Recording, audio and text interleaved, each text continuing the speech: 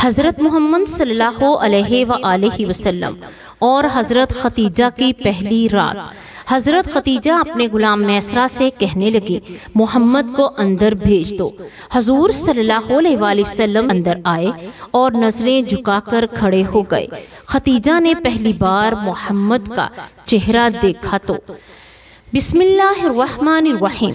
حضرت خدیجہ عام طور پر رات کی تاریکی میں اپنی سہیلیوں کے ہمراہ کعبہ کا طواف کرنے کے لیے جاتی تھی۔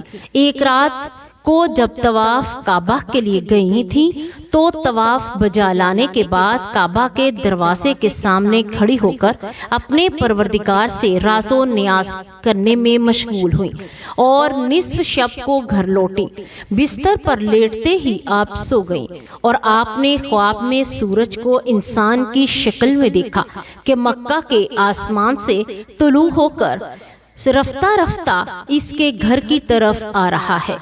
جب سورج ان کے گھر میں پہنچا تو وہاں پر رک کر اس نے تمام دنیا میں نور پھیلا دیا اور لوگ جوک در جوک اس سورج کو دیکھنے کے لیے ان کے گھر آ رہے تھے۔ آپ بیدار ہوئیں تو دوبارہ نیند ہی نہ آئی، کیونکہ آپ جانتی تھیں کہ یہ کوئی عام خواب نہیں ہے۔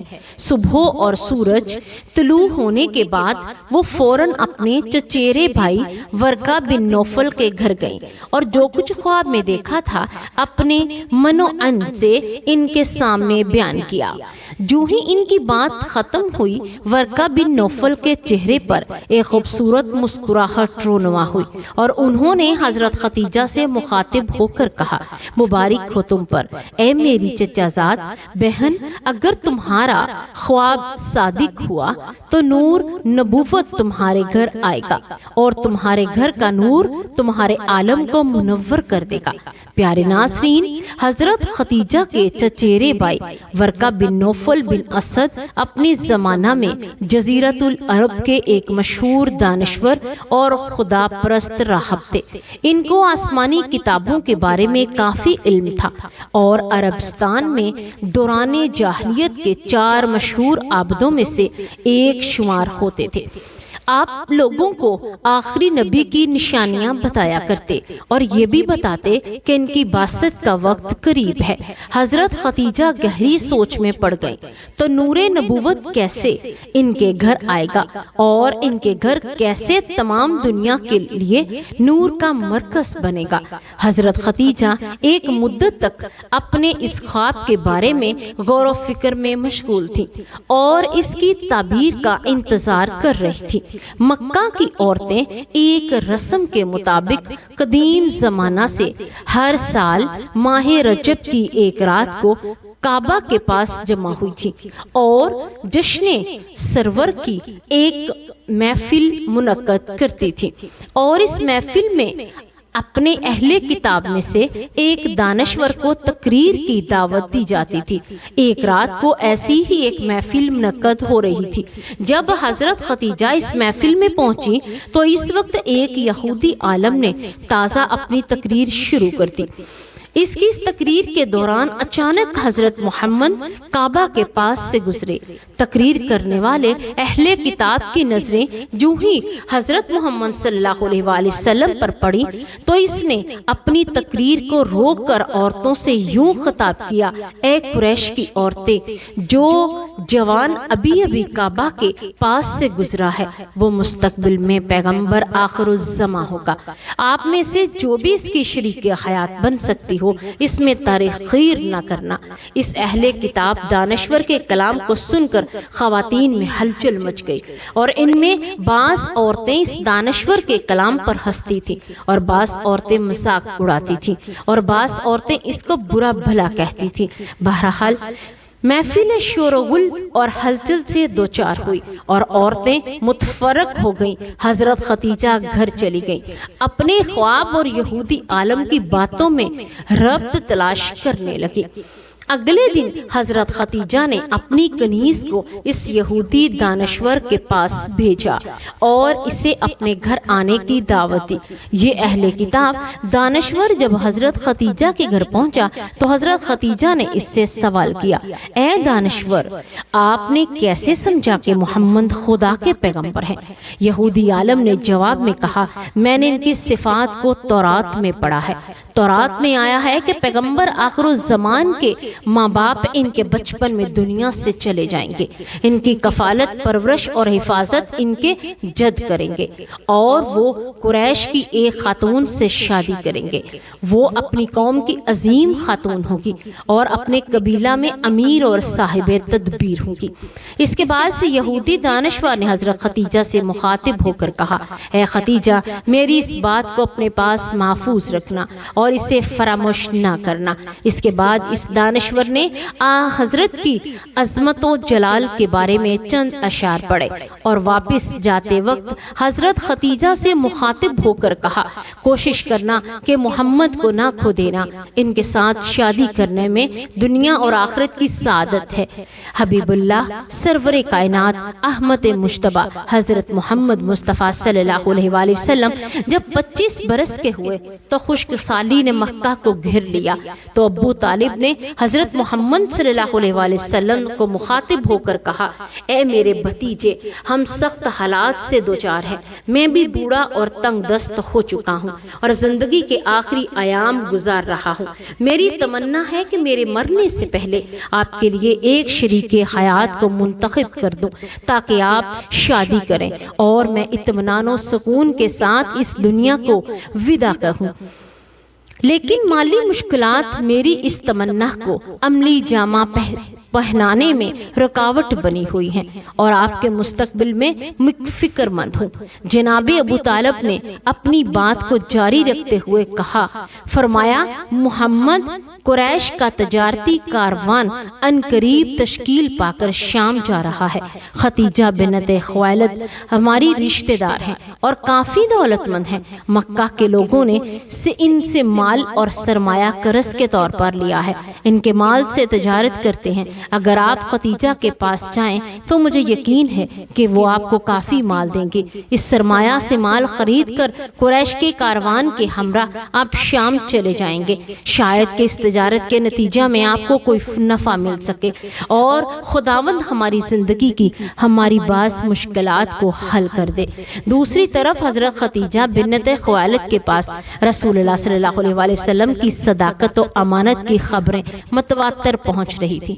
ابھی چچا ابو طالب کے ساتھ رسول اللہ کی باتیں جاری تھیں کہ حضرت خدیجہ کے غلام یہ پیغام لے کر آیا کہ خدیجہ آپ کو اپنا مال دے کر تجارت کے لیے شام بھیجنا چاہتی ہے۔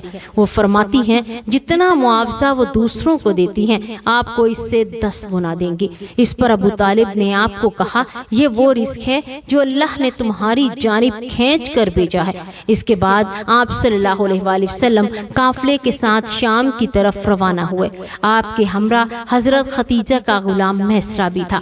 جب قافلہ شام کے شہر بصرہ میں پہنچا تو وہاں نستورہ راہب نے آپ صلی اللہ علیہ وآلہ وسلم میں نبوت کی علامات پہچان کر آپ کو نبی آخر الزمان ہونے کی پیش گوئی کی۔ دوسرا واقعہ اہم یہ پیش آیا کہ جب آپ نے تجارتی سامان فروخت کر لیا تو اس شخص سے کچھ بات چیت بڑھ گئی۔ اس نے کہا کہ لات و عزا کی قسم اٹھاؤ، تو حضور پاک صلی اللہ علیہ وآلہ وسلم نے فرمایا، میں نے کبھی ان دونوں کی قسم نہیں اٹھائی، میں تو ان کے پاس سے گزرتے ہوئے ان سے منہ موڑ لیتا ہوں۔ اس شخص نے یہ بات سن کر کہا، حق بات تو وہی ہے جو تم نے کہی۔ میں اس شخص نے میسرہ اپنے اسے مخاطب ہو کر کہا، خدا کی قسم یہ تو وہی نبی ہے جس کے صفات ہمارے علاوہ کتابوں میں لکھی ہیں۔ تیسرا واقعہ یہ پیش آیا کہ میسرہ نے دیکھا کہ جب تیز گرمی ہوتی ہے تو بادل نبی اکرم کے اوپر سایہ کر رہے ہوتے ہیں۔ یہ سب کچھ دیکھ کر میسرہ تو آپ صلی اللہ علیہ وآلہ وسلم سے بہت زیادہ متاثر تھا۔ واپسی میں دوپہر کے وقت جب واپس پہنچے تو حضرت خدیجہ نے اپنے بلا خانے میں بیٹھے بیٹھے دیکھا کہ نبی اکرم اونٹ پر بیٹھے اس طرح تشریف لا رہے تھے کہ بادل نے صرف آپ پر سایہ کیا ہوا تھا۔ حضرت خدیجہ اور ان کے ساتھ بیٹھی ہوئی عورتوں نے یہ منظر دیکھ کر بہت تعجب کیا۔ قافلہ رکا تو میسرہ حضرت خدیجہ سے ملنے گیا اور سارے سفر کی روداد سنا دی۔ حضرت خدیجہ جو رسول اللہ صلی اللہ علیہ وآلہ وسلم سے پہلے ہی متاثر تھی، وہ سفر کے واقعات سن کر آپ کی گرویدہ ہو گئی، لیکن ان کا رسول اللہ کو تجارتی سفر پر بھیجنے کا مقصد بھی یہی تھا کہ کسی طرح حضور اکرم صلی اللہ علیہ وآلہ وسلم سے ملاقات ہو سکے۔ چنانچہ میسرہ کو کہا گیا کہ اب محمد کو بھیجو، میں ان سے تجارت کا حساب لے سکوں۔ نبی رحمت صلی اللہ علیہ وآلہ وسلم جب حضرت خدیجہ کے پاس آئے تو آپ کا یہ روشن چہرہ دیکھ کر حضرت خدیجہ دنگ رہ گئے اور بے ہوشی کا عالم طاری ہو گیا۔ اس دوران رسول اللہ نے سارا حساب تجارت کا دیا اور واپس تشریف لے گئے۔ جب آپ صلی اللہ علیہ وآلہ وسلم چلے گئے تب حضرت خدیجہ ہوش میں آئیں اور میسرہ سے پوچھا کہ محمد کدھر ہے؟ میسرہ کہنے لگا وہ تو آپ کو سارا حساب دے کر چلے گئے۔ خیر حضرت خدیجہ نے اپنے مال میں ایسی امانت و برکت دیکھی جو اس سے پہلے کبھی نہ دیکھی تھی۔ مال کی خرید و فروخت کا حساب دیکھا تو منافع دگنے سے بھی زیادہ تھا۔ آپ نے فوری اپنے غلام میسرہ کو رسول کے پیچھے بھگایا اور طے شدہ معاوضے سے بھی 2 گنا منافع حضور اکرم صلی اللہ علیہ وآلہ وسلم کو بیچ دیا۔ حضرت خدیجہ بہت زیادہ دور اندیش اور مستقل مزاج، شریف، باعزت اور مالدار عورت تھی۔ انہوں نے آپ سے نکاح کا فیصلہ کر لیا اور اپنی سہیلی نفیسہ کے ہاتھ رسول اللہ صلی اللہ علیہ وآلہ وسلم کو پیغام بھجوا دیا۔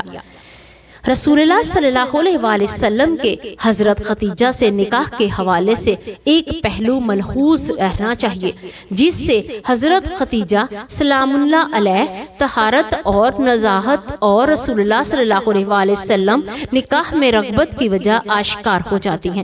چنانچہ بعض روایات سے یہ بات معلوم ہوتی ہے کہ حضرت خدیجہ کے چچا زاد ورقہ بن نوفل جو زمانہ جاہلیت میں ہی نصرانیت قبول کر چکے تھے، وہ عبرانی زبان بھی جانتے تھے اور انجیل زبان بھی جانتے تھے اور ان پڑھ کو تو اپنے اقربا کو اس کی روشنی میں واضح و نصیحت بھی کرتے تھے اور ایک آخری نبی کے آنے کی بشارت بھی سناتے تھے۔ عمر کے اعتبار سے یہ بزرگ تھے اور حضرت خدیجہ کے یہ نسائے اور سچے نبی کی بشارت بہت شوق اور رغبت سے سنتی تھی۔ نیز یہ بھی سنتی تھی کہ اس نبی عظیم الشان کی بعثت کا زمانہ قریب ہے اور اس حوالے سے انہوں نے ورقہ بن نوفل سے کافی کچھ سن رکھا تھا۔ چنانچہ رسول اللہ صلی اللہ علیہ وآلہ وسلم صداقت اور دیانت اور دیگر صفات کمال کا ذکر سنا اور ورقہ بن نوفل کی بتلائی ہوئی بعض علامات نبوت آپ میں پائیں تو انہوں نے اپنے غلام میسرہ کے ساتھ رسول اللہ صلی اللہ علیہ وآلہ وسلم کو مال تجارت دے کر اسی لیے بھیجا کہ آپ کے تجارتی اور مالی معاملات اور سفر میں آپ کے اخلاق و عادات کا مزید مشاہدہ کر سکیں۔ اس لیے بعض روایات میں ہے کہ انہوں نے غلام کو ہدایت بھی کی تھی کہ سفر کے تمام واقعات نوٹ کریں اور واپسی پر پوری تفصیل بتائیں۔ اس ہدایت کی روشنی میں غلام نے آپ کی برکت وغیرہ کے حوالے سے جن کمالات کا مشاہدہ کیا تھا وہ سب تفصیل سے بتا دی تھی۔ اس سے حضرت خدیجہ کا ظن غالب ہو گیا اور اللہ تعالیٰ کے آخری رسول یہی ہیں اور انہوں نے یہ سوچا کہ اس سے بڑی سعادت کیا ہوگی کہ آپ کی زوجیت کے رشتے سے منسلک ہو جاؤں۔ چنانچہ صدیقہ طاہرہ مطہرہ ام المؤمنین حضرت خدیجہ نے بالواسطہ آپ صلی اللہ علیہ وآلہ وسلم کو نکاح کا پیغام بھیج دیا۔ آپ نے اپنے چچاؤں کو مذکورہ رشتہ کے سلسلہ میں آگاہ فرمایا۔ جس کے بعد آپ کے چچا حضرت حمزہ رسول اللہ کے ساتھ حضرت خدیجہ کے والد خویلد بن اسد کے پاس رشتہ لے کر آئے۔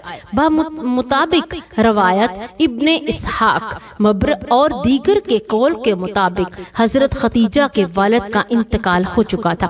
حضرت حمزہ رشتہ لے کر حضرت خدیجہ کے چچا عمر بن اسد کے پاس تشریف لائے۔ رشتہ طے پانے کے بعد نبی آخر الزمان اور حضرت خدیجہ کے نکاح کی تقریب حضرت خدیجہ کے گھر میں منعقد ہوئی۔ جناب ابو طالب کے خطبہ نکاح پڑھنے کے بعد حضرت خدیجہ کے چچا زاد بھائی عمرو بن اسد نے حضور اکرم صلی اللہ علیہ وآلہ وسلم میں یہ جملہ کہا کہ یہ محمد بن عبداللہ عالی نسب اور معزز جوان مرد ہیں، اور حضرت خدیجہ کا نکاح آپ سے کر دیا۔ اس نکاح کا مہر 12.5 اوقیہ چاندی مساوی 500 درہم طے ہوا۔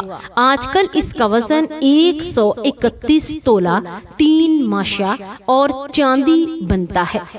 آپ صلی اللہ علیہ وآلہ وسلم نے اپنی تمام ازواج مطہرات اور صاحبزادیوں کا مہر یہی رکھا، سوائے ام المؤمنین حضرت ام حبیبہ کے۔ آپ کا مہر شاہ حبشہ نجاشی نے اپنے پاس سے کئی گنا زیادہ ادا کیا تھا۔ نکاح کے بعد آپ نے ولیمے کا اہتمام فرمایا اور اونٹ ذبح کر کے لوگوں کو دعوت بھی کھلائی تھی۔ شادی کی پہلی رات حضرت خدیجہ حضور سے ہم بستر نہ ہوئے، بلکہ پوری رات شکرانے کی عبادت کرتی رہیں۔ اللہ پاک نیک عمال کرنے کی توفیق عطا فرمائے اور ہمیں نیکوکاروں میں شامل کرے۔ پیارے ناظرین، اللہ تبارک و تعالیٰ سے دعا ہے کہ اللہ تبارک و تعالیٰ ہمیں قرآن و سنت کے مطابق زندگی بسر کرنے کی توفیق عطا فرمائے۔ اللہ تبارک و تعالیٰ ہمیں نیکی کی بات سننے، سمجھنے اور اس پر عمل کرنے کی توفیق عطا فرمائے۔ آمین یا رب العالمین۔